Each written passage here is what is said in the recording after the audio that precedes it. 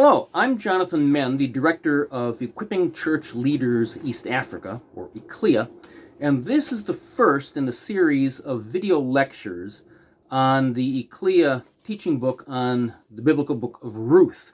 The book of Ruth, it's an amazing story. It's a short book, only 4 chapters long, but it goes into incredible depth on a number of issues. Now, the story of Ruth takes place in the time of the Judges, and so that would be after the conquest of Canaan, but before Saul became Israel's first king in approximately 1050 BC.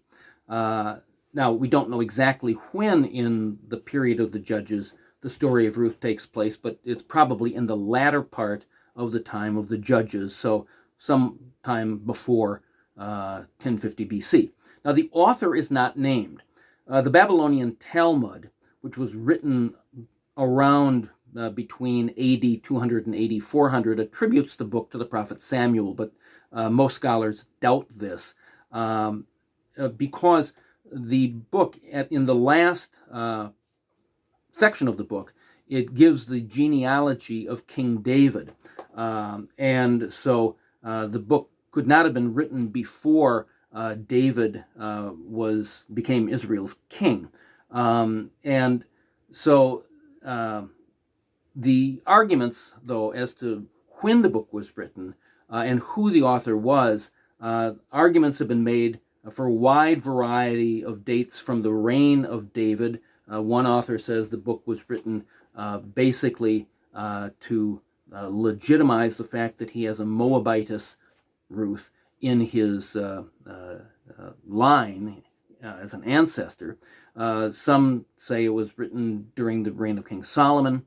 Others place it either just before the exile into Babylon, which happened in 586 BC, or some say it was written in the post-exilic period. So it was written, whenever it was, the book was written some period of time, maybe as much as 500 years, but in any event, maybe 100 years, between 100 and 500 years after the time of the events narrated in the book of Ruth. Now, whoever the author was, he was a master storyteller. Robert Alter, a professor of Hebrew and comparative literature, describes the author as, quote, one of the most brilliant masters of formal technique among biblical writers, end quote. Now, Ruth's canonical status is not disputed, but its placement in the canon of Scripture is different. The Septuagint, which is the Greek translation of the Hebrew Bible, which was completed a little more than 100 years before Jesus came into the world, and the Christian Old Testament, place the book immediately after the book of Judges, because the book begins by saying that it took place in the time of the Judges. On the other hand, the Hebrew Bible places the book after the book of Proverbs. And the reason is that Proverbs 31, verses 10 through 31, focuses on what in Hebrew is called an Eset Hayil, a woman of strength of character. In other words, the valuable wife. And since Ruth is called in Ruth 3, verse 11 an Eset Hayil, therefore the Hebrew Bible places the book of Ruth immediately after Proverbs. Now, there are a number of important themes in the book of Ruth. First of all, it's a great love story, but it also deals with a number of important issues. The book deals, and it begins, as we will see in a few minutes, with a family tragedy and the restoration of Naomi's family. Naomi, her husband, and her 2 sons had gone into Moab as a result of a famine in Judah. And there, her husband and the 2 sons died. So it's dealing with the issue of family tragedy. And in that sense, a lot of people think that God is concerned about the big issues, big geopolitical issues. For example, the book of Habakkuk deals, and we have an Ecclesia book on Habakkuk, deals with geopolitical oppression, invasion of Israel by the Babylonians, and so on. And in Habakkuk, God is shown to be orchestrating all of these things. The book of First Peter, we also have an Ecclesia book on First Peter, deals with the issue of persecution for our faith and suffering. And so in those senses, because Ruth is dealing with tragedy and suffering, it bears certain commonalities with Habakkuk and First Peter. The difference being that Ruth is not dealing with major geopolitical issues. It's dealing with an individual family and personal tragedy. And one of the things, as we are going to see, God is involved in that. He is involved in our personal lives, not just in theological lives, in geopolitical and major economic things like that. Now, the concept of chesed, it's a Hebrew word which means a relationship-based loving commitment, and the role of the kinsman redeemer, or in Hebrew, the goel, are central concepts in the book of Ruth. And we will see how that applies to us as believers as we go through the book. So it deals with the issue of family tragedy and restoration of the family, chesed, the kinsman redeemer, but it also it raises the issue and deals with the issue of race, tribe, sex, and God's inclusion of outsiders as an integral part of his plan. And we're going to talk about that in some detail, because Ruth is a woman, of course, but she's also a Moabitess from the land of Moab. So she is not ethnically the same as the Jews, and yet she becomes a part of the line leading to King David, and ultimately to the line leading to Jesus. This is not by accident, and we will discuss this in some detail when we get there in the book. So it's dealing with family tragedy, Hesed, the Goel, the issue of tribe, race, sex, and God's inclusion of outsiders.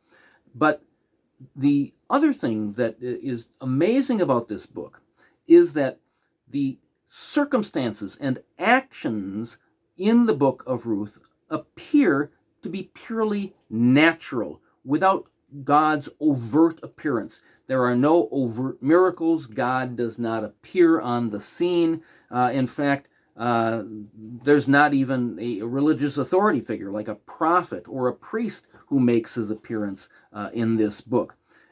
But there are many, quote, coincidences, end quote, that are necessary to the story.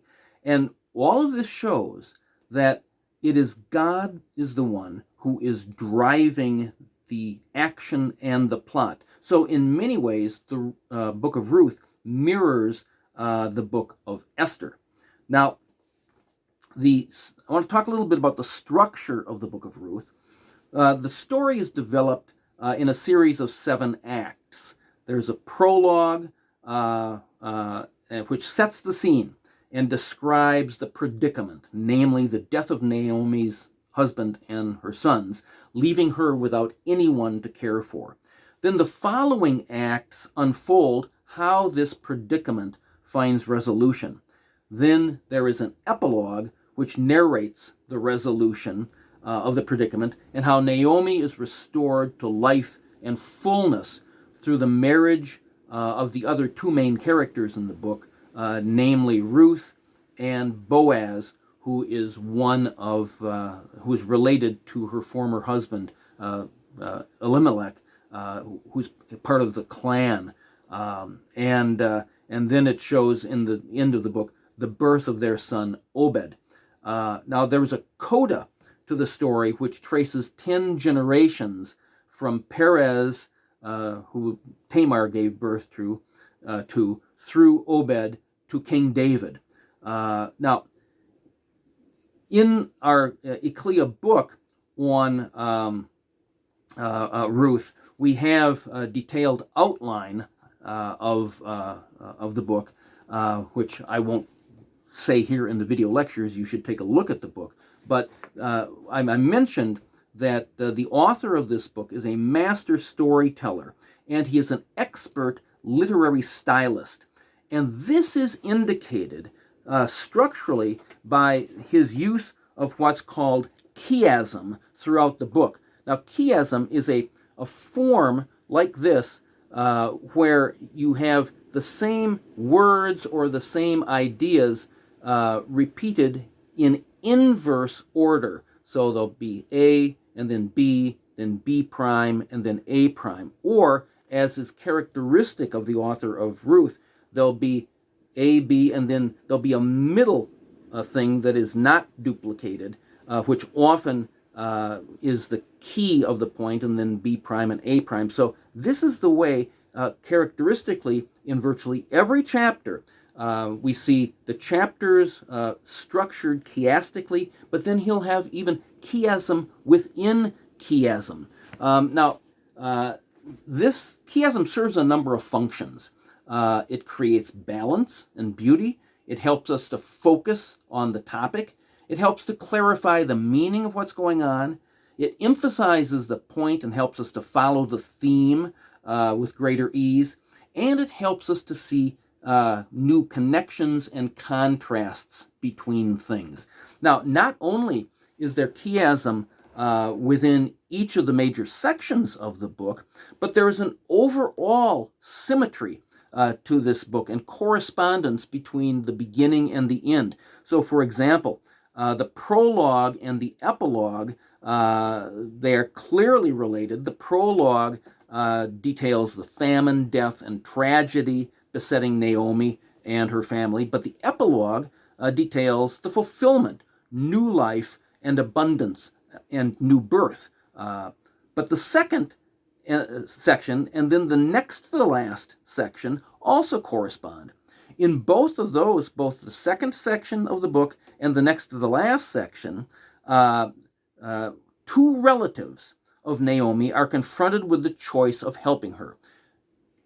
Orpah and Ruth in the beginning, and then Boaz and a nearer kinsman at the end. In each case, all of the relatives initially agree to help, but in each case, one of the relatives relents when the issue of marriage is mentioned. Also, in both episodes, Ruth is given a blessing by Naomi in section 2 and by the women of Bethlehem in section 6.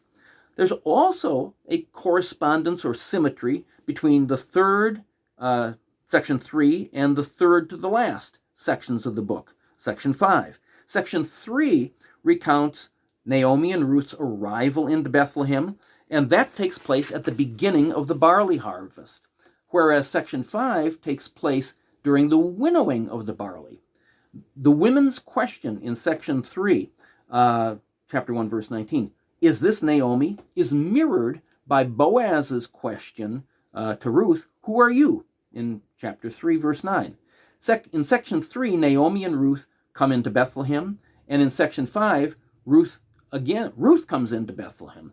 And the same Hebrew word is used in each case. In section 3, Naomi despairs. I went out full, and the Lord has brought me back empty. But in section 5, Ruth has left to glean empty-handed, but returns to Naomi full. And Boaz told her, you must not return empty-handed to your mother-in-law. Now, the central section, section 4 of the book, is when Ruth and Boaz meet, and that is obviously the turning point for the entire story. And so so what this book is doing, it's, among other things, is giving us not only great structure, it's dealing with important themes, but it is also giving us examples of how we should live. Because the admirable qualities of Ruth and Boaz are used by God to reverse the fortunes of an entire family and even the fortune of an entire nation. as shown by the final outcome of the story, namely the Davidic dynasty.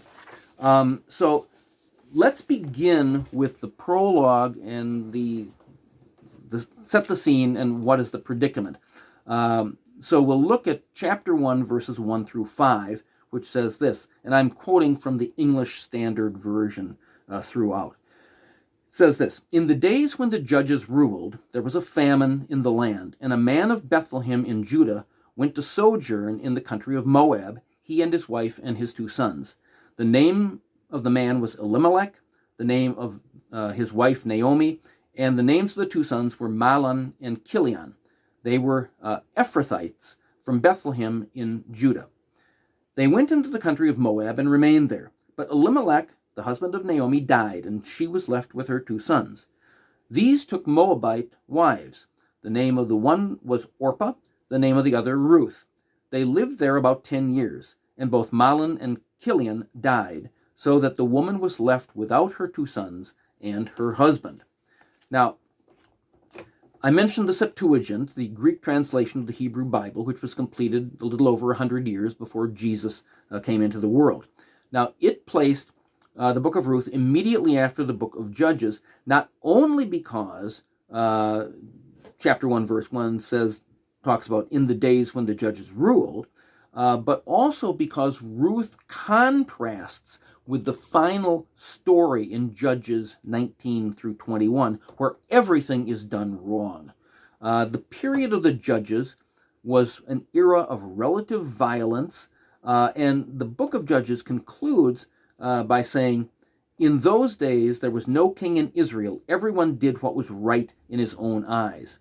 On the other hand, the book of Ruth points at the end of the book, in the beginning of the book, it talks about in the days of the judges, but in the end of the book, it points to the ideal ruler of Israel, namely King David. And also, as we will see, the main characters, Boaz and Ruth, in this story, did not do what was right in their own eyes, but did what was right in God's eyes. So this book of Ruth is a contrast to the book of Judges, but remember, it takes place during the period of the judges.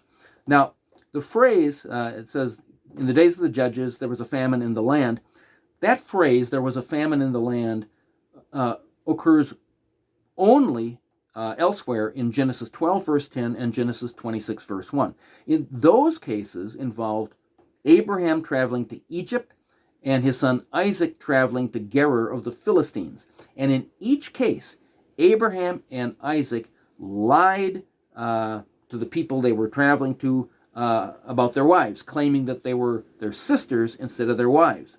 Now, despite those lies, it was God's sovereign plan to bless his people, and God will do so here despite the tragedy to Naomi's family.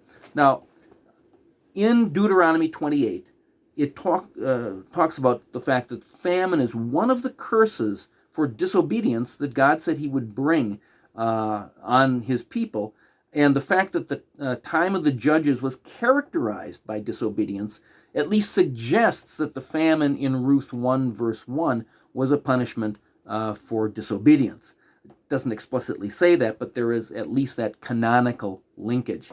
Now, the names of the characters, some of the names of the characters, as you may know, many biblical names have meanings. Elimelech, Naomi's husband, means God is my king. Naomi is derived from the root meaning beautiful or pleasant.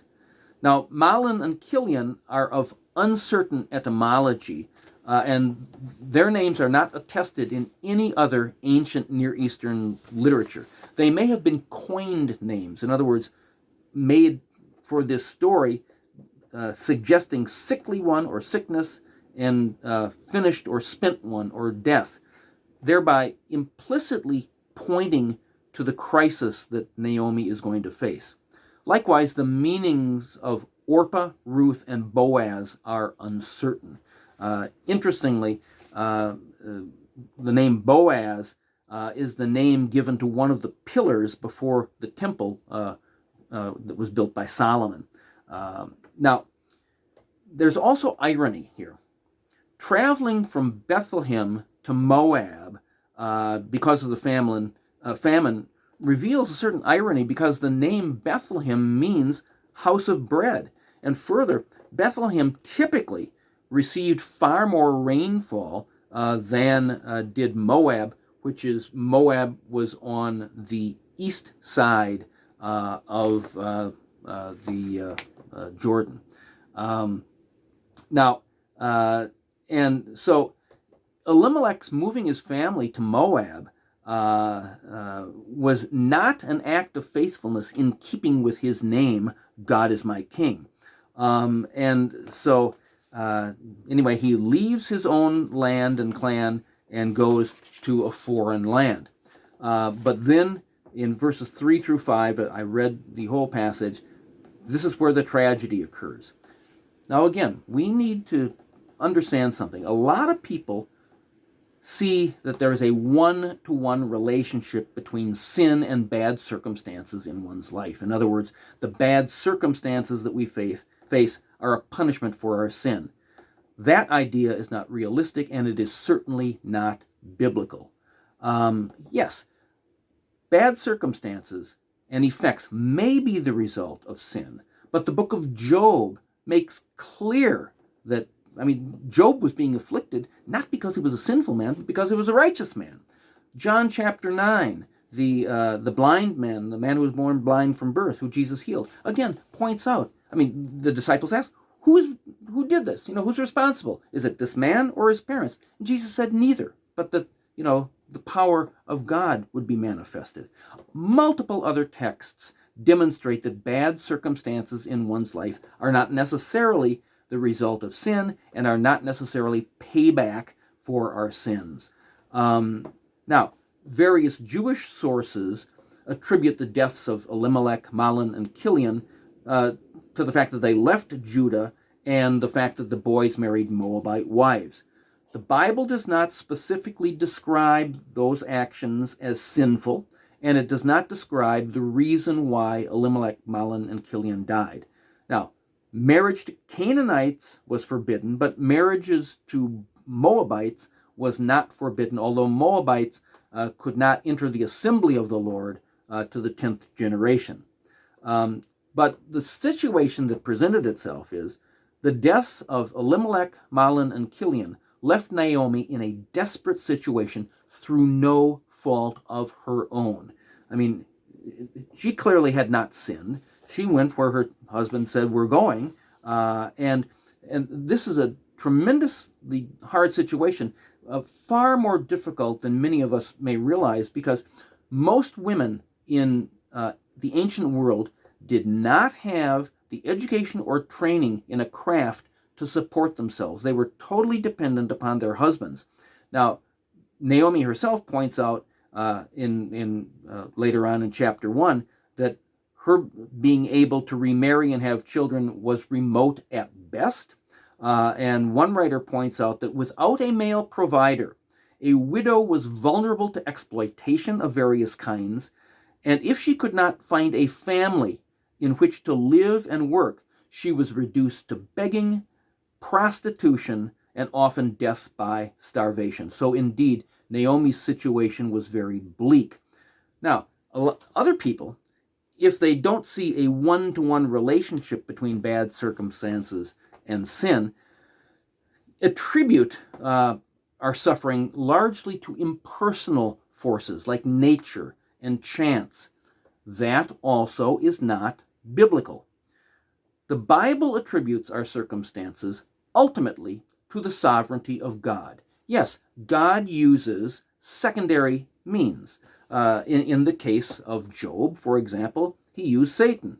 But at the end of Job chapter 1, Job did not say, the Lord gave and Satan is taken away. No, he said, the Lord gave, the Lord is taken away. Blessed be the name of the Lord. And so what Ruth is pointing out is that, and as we're going to see again and again, God is still sovereign and in control. The events that occurred to Naomi and her family were not primarily about Naomi. just as our problems are not primarily about us. Rather, the events that happened to Naomi and her family and that happened to us are part of God's overall plan and ultimately were designed to bring glory to himself. Now, Naomi's distress is a pointed example for the church today. The early church recognized the significance of caring for widows and orphans, namely the neediest and most vulnerable people in society. James 1 verse 27 says, "Religion that is pure and undefiled before God the Father is this, to visit orphans and widows in their affliction and to keep oneself unstained from the world." Now, the word translated religion there is the Greek word threskeia, which refers to ceremonial service of worship. In other words, it's talking about the religious ceremonies that people do and that have value to God. Now, different Christian traditions, they have different ceremonies. Some people genuflect or they cross themselves. Some people raise their hands when they pray. Others bow their heads and close their eyes. Those are all simply ceremonies, religious rituals and ceremonies. What James is telling us is that the real rituals and ceremonies that God values are not bending the knee, genuflecting, raising the hands, bowing the head, but visiting orphans and widows in their distress and keeping oneself unstained from the world. In other words, not having the world's values, but looking to others instead of ourselves. 1 Timothy 5, verses 3 through 16, Paul gives a much more detailed description of the general principle stated by James in James 1, verse 27. And in fact, pardon me, one of the first things the church did in Acts chapter 6, their first act of care was, or social work, was caring for needy widows. Now, obviously, our care and concern is not limited to widows or orphans. In fact, the phrase widows and orphans became, in the Old Testament, a stock description of anyone who is helpless.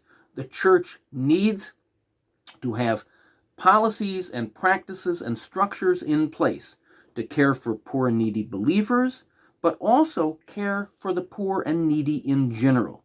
You see, caring for the poor and needy is the external expression of our devotion to God. It is the outward and visible sign of the inward and spiritual grace in one's life. In other words, it's doing what Jesus called the second commandment: you shall love your neighbor as yourself. We need to ask ourselves, what are we doing practically to care for those who are the most vulnerable and in need in our society? And so that is the prologue, the beginning of the book. We've looked at the book in general, but that is the problem. That's the problem Naomi found herself in chapter 1. And now the rest of the book is going to show how God brings about the resolution of this problem. And along the way, he is going to be providing many important lessons to us as Christians today.